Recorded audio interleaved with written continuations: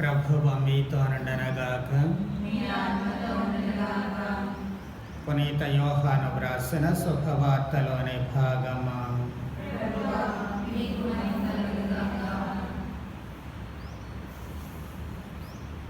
14వ అధ్యాయము 7వ వచనము నుంచి 14వ వచనము వరకు. యేసు తన శిష్యులతో ఇట్లనెను, మీరు నన్ను ఎరిగి ఉన్నచో నా తండ్రిని కూడా ఎరిగి ఉందరు. ఇక నుండి మీరు ఆయనను ఎరుగుదరు, మీరు ఆయనను చూచి ఉన్నారు అని పలికెను. అప్పుడు ఫిలిప్పు, ప్రభు, మాకు తండ్రిని చూపమా, మాకది చాలును అనెను. అందుకు యేసు ఇట్లనెను, ఫిలిప్పు, నేను ఎంతకాలము మీతో ఉంటేనే నన్ను తెలుసుకొనలేదా? నన్ను చూచిన వాడు నా తండ్రిని చూచి ఉన్నాడు. తండ్రిని చూపమని ఎట్లడుగుచున్నావు?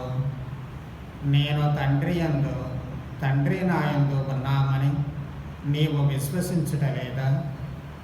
నేను మీతో చెప్పుచున్న మాటలు నా అంతట నేనే చెప్పుటలేదు, కానీ తండ్రి నా యందు నివసించుచు తన పనులను నెరవేర్చుచున్నాడు.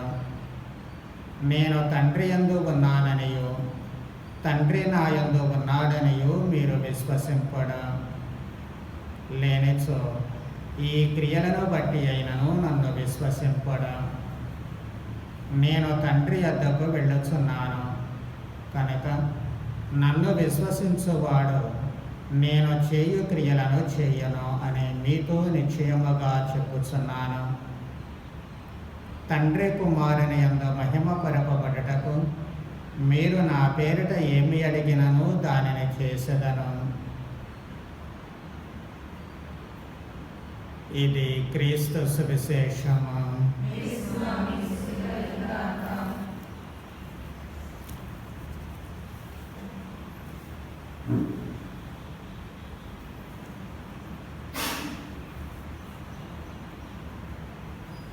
ప్రభువు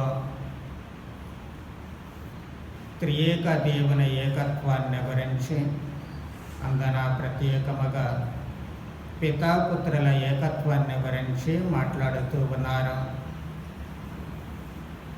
నన్ను చూస్తే తండ్రిని చూచినట్లే అని చెప్పి అంటూ ఉన్నారు. తండ్రి నా యందు ఉన్నారు అని. దేవుడు క్రీస్తు ఒకటి అన్నటువంటి సత్యాన్ని ప్రభువు ఇక్కడ బయలుపరుస్తూ ఉన్నారు. తండ్రి నా యందు ఉంటూ తన పనులు చేస్తూ ఉన్నాడు. అంటే బాహ్య రూపముతో తాను ఈ లోకములో ఉంటూ ఉన్నారు, కానీ వాస్తవానికి తనలో ఉండి పని చేసేటటువంటిది తండ్రి దేవుడు. కాబట్టి ఈ ఏకత్వము, దేవునికి రూపము లేదు కాబట్టి ఒక మానవ రూపాన్ని తీసుకొని ఈ లోకములో రక్షణ కార్యాన్ని నెరవేరుస్తూ ఉన్నారు. కాబట్టి రూపము ఏదైనప్పటికీ కూడా తండ్రి కుమారులు ఒక్కటి అన్నటువంటి సత్యము బయలుపరుస్తూ ఉన్నారు. అందుకే ఫిలిప్పు అడిగినటువంటి ప్రశ్నకు తండ్రిని మాకు చూపించు అంతే చాలు అన్నప్పుడు నన్ను చూస్తే తండ్రిని చూచినట్లే. అంటే ఈ లోకములో కనిపించేటువంటి యేసు కనిపించనటువంటి దేవుడు. అందుకోసమే నన్ను చూస్తే తండ్రిని చూచినట్లే అని చెప్పి అంటూ ఉన్నారు. నీవు నన్ను విశ్వసించినట్లయితే అది అర్థమవుతూ ఉంటుంది. ఒకవేళ నేను చెప్పే మాటలు గనక విశ్వసనీయము కాకపోతే నేను చేసేటువంటి పనులను బట్టి అయినా నమ్మాలంటున్నారు. ప్రభువు చేసినటువంటి పనులు ఎవరు చేయగలరు? కేవలము భగవంతుడు మాత్రమే. నీ పాపాలు క్షమించబడ్డాయి అని పక్షవాతపు రోగితో పలికినప్పుడు పాప క్షమాపణ అధికారము దేవునికి తప్ప మరెవరికి లేదు. మృతులైనటువంటి మనుష్యులను లేపినప్పుడు లేక జీవాన్ని ఇచ్చినప్పుడు జీవమిచ్చేటువంటి అధికారము భగవంతునికి తప్ప మరెవరికి లేదు. కాబట్టి ఈ క్రియలన్నీ కూడా మానవ రూపంలో ఉన్నటువంటి యేసు సాక్షాత్తు భగవంతుడు అన్నటువంటి సత్యాన్ని నిరూపిస్తూ ఉన్నాయి. కాబట్టి వాళ్ళిద్దరు అంటే తండ్రి తనయులు మాత్రమే ఏకత్వము చెందుతున్నారు అని కాదు, కానీ ఇక్కడ క్రీస్తు మూడవ మనిషిని కూడా కలుపుతూ ఉన్నారు. ఎవరు ఈ మూడవ స్వభావము అంటే మనిషి. అందుకే నేను దేవుని వద్దకు తండ్రి వద్దకు వెళుతూ ఉన్నాను కాబట్టి ఇక నుంచి నేను చేసే పనులు మీరు చేస్తారు. అంటే తండ్రి నాతో ఏకమై ఉన్నప్పుడు నేను ఎలా చేస్తూ ఉన్నానో ఇప్పుడు మీరు అలా చేస్తున్నారంటే మీరు నాతో ఏకమవుతూ ఉన్నారు. కాబట్టి ఇక్కడ మనిషి, యేసు, దేవుడు ఈ ముగ్గురు వ్యక్తులు ఏకమవుతున్నారు అన్నటువంటి సత్యము అర్థమవుతూ ఉంటుంది. అందుకే ప్రభువు ఈ లోకములో మనిషిగా జీవించారు.